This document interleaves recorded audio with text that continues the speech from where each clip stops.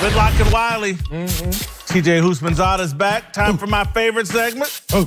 Got my Twitter off right here. Time to get anti-social. Darnell Smith, our social media manager's here. What's crack-a-lackin'? Yes, sir. Start off with the GOAT, Tom Brady.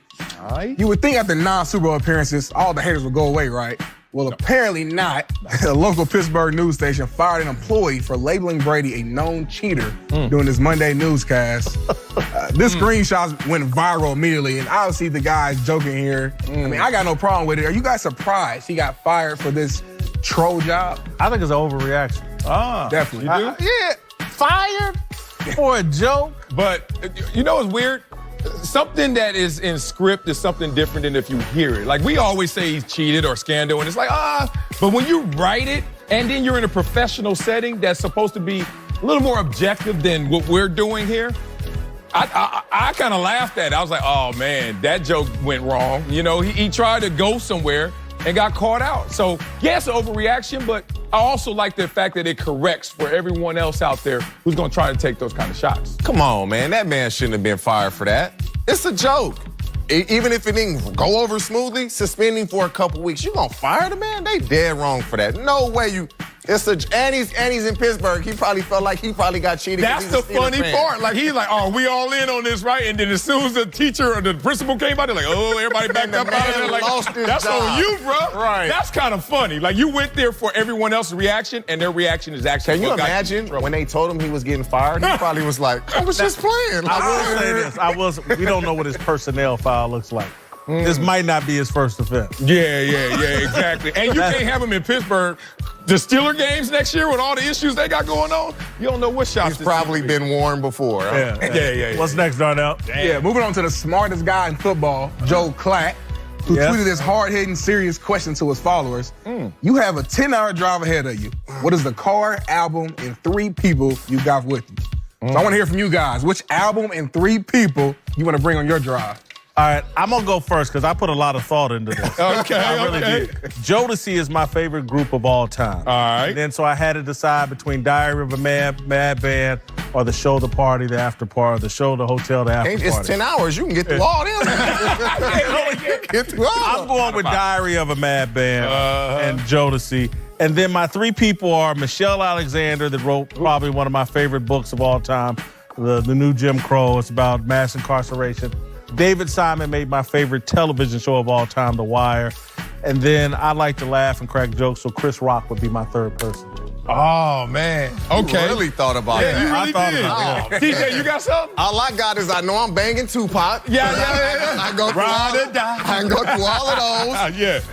And I would prefer to be in a Sprinter so that I can be relaxed. You got it. It's a 10-hour road trip. We going somewhere. Yeah. And my 3 people, I mean, I didn't even think about it. I'm always with my family, so I'm like, let's go. Yeah, I like that. Okay, can I borrow your Sprinter? Because I got an Escalade written down here because I was like, I got to drive, but the Sprinter drive me. There you go. I like that. Outkast, Southern Playalistic Cadillac. Ooh, that's a good one. We got to pump that from the beginning all the way through. And then I'm going to bring my sister, my best friend, who's a clown, OG Tiki Henneloke. And then I'm going to bring, I need Ice Cube. I need Ice Cube in the car with me because he inspired me so much. He helped raise me, didn't even know he did. And then the 3rd person, dang, it got to be like a video vixen from like 04. I'm sorry. Hey, well, your wife, she ain't watching this show at all. She working out. She ain't We watching just had a baby. She ain't watching for like, you good. Somebody from back in the days. Give me one of them, man. We just got to ride out. My sister there to keep it all, separate. Wow. Oh, my God. Darnell, you got an album? Listen, album, I'm going more the mixtape route. I'm going to go Lil Wayne, No Ceilings. It's one of the best mixtapes out. He's freestyling the whole album. And for the 3 people, I was going to say one of y'all, but y'all ain't put me on y'all list. I'm going to go with Kobe Bryant, Peyton Manning. And I got to be my boy Weezy, man. He's the GOAT. Weezy, he can be freestyling the whole ride. Wait, you got him in the speakers and next to you? Yeah. I might turn the music down and let him just freestyle. Darnell, we were going to pick you, but your lats ain't no room in that Sprinter. We're the same size. Let's go to the last one. All right, man. So Shaq, has been asking Kobe why he's not in the GOAT conversation, and Colin and Joy had an interesting take on it on the Herd this morning. Take a listen.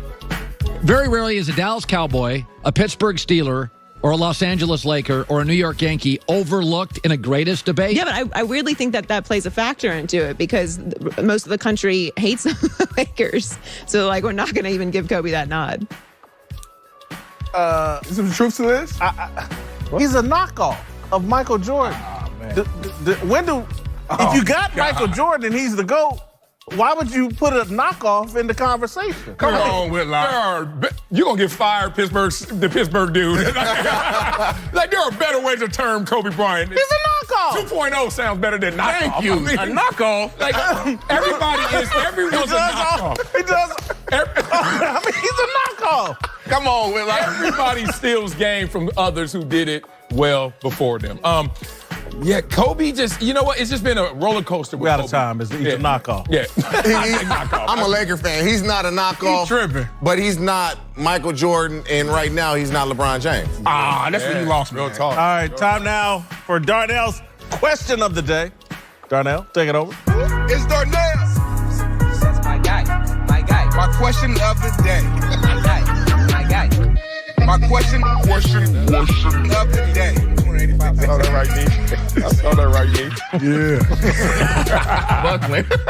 Yeah. Daddy Lil Wayne in the sprinter, huh? Yeah. Play it. All right, guys. So we're all former athletes here, and lucky for us, we've been able to find our next career path. But for a lot of young athletes and a lot of my friends and former teammates, there's a tough transition figuring out what's next for them. So what advice would you give young athletes during this tough transition from sports to the real world? My thing is, what I got into sports writing, not for the financial gain, not ever thinking about. I literally thought at age 50 I would make $70,000 a year and I'd be happy as heck. Follow what you love. I wanted to stay connected to sports. That's why I went into sports writing. Love to read the newspaper. If you follow something, if you get into a career that you love, it'll never feel like work, and you'll do it to the best of your ability. Love that. Love that. Mentally, in terms of identity, never internalize and swallow that you're a football player. Play football, man. Like, I see too many cats who, in terms of trying to be committed to something, they are fully involved and not thinking about anything else outside of that in terms of your academic pursuits, in terms of your other interests. Like, it's a means to an end. So too many guys think that they are the ball. But when the ball stops bouncing, who are you? And that's a sad drop for a lot of guys who don't realize that before that moment. For college athletes, it's always saying you use football, don't let football use you. And so go get your degree and try to get a good job. If you're a professional athlete, I would say once you get to about 60 to 70% into your career, past the halfway point, start trying to plan on something that you like Jason said, so that as soon as you're done, you can try to transition right into it, because we've been living our whole lives on itinerary. Yeah. Be here at this time, be here at that time. And so when you don't have anything to do, you wake up whenever you want. Transition is immediate, as fast as you can immediately. Yeah. But it kind of touched on your point about the college athletes. It's hard for you. You've been putting all this work and time and effort into this one game. Literally, like for me, when I played the game, you know, the school part was easy. Like I was gonna get my grades, that wasn't nothing. So my focus was football. So my career ended with a knee injury, and once I got hurt, it was like, all right, like move on, find out, like figure out life. And for a young man, it's very difficult to figure out that next step. Everybody at every school in America, and you know this, think they're playing in the NFL or they think they're making it to the NBA. And so you have to be realistic and say, let me get this degree, because the chances of me making it are slim. And we don't think like that because we all think we're making it. One last thing that I tell young people, and Darnell, you've seen me talk to the Ball State football team, and I say it all the time.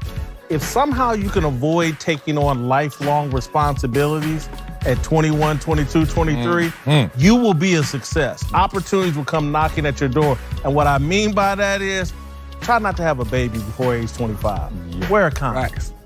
Avoid all of that. You got a great chance of being successful. Coming up, Seahawks Pro Bowl receiver Tyler Lockett joins us live from Atlanta as we look ahead to the Super Bowl 53. That's next.